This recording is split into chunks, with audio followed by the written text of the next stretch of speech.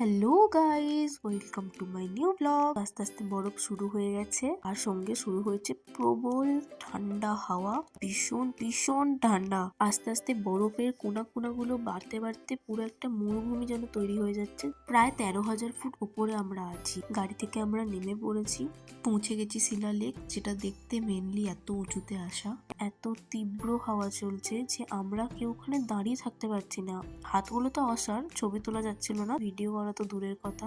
হঠাৎ করে এত বরফ দেখে আমরা বেশিরভাগ জন নিজেদেরকে কন্ট্রোল না করতে পেরে মাথার টুপি আর হ্যান্ড গ্লাভস খুলে দিয়ে আমরা এন্তার বরফ খেটেছি। নাচানাচি, আনন্দ করা, বরফ ছুঁড়ে মারামারি, বাপ রে সে কি ব্যাপার। আর শুরু হয়ে গেল 5-10 মিনিটের মধ্যেই হাতগুলো নীল হওয়া আর তীব্র হাতের যন্ত্রণা। আমাদের ম্যানেজার বাবু আর ড্রাইভার বাবু আমাদের বারবার বারণ করেছিলেন যে বেশি দূরে যাবে না আর বেশি নাচানাচি করবে না, কিন্তু কে কার কথা শুনে। বাবা, আমরা বরফ দেখতে পেয়েছি বললে হবে? অক্সিজেনের পরিমাণ কম থাকায় ওখানে অনেকেরই শ্বাসকষ্ট শুরু হয়ে যায়, তাই বেশি না দেরি করে আমরা তাড়াতাড়ি নিচে নামতে থাকি। তারপর ওখানে লাঞ্চ সেরে আমরা ফিরে যাই হোটেলে। আজ এই পর্যন্তই, দেখাবে পরের ভিডিওতে। এখন টাটা।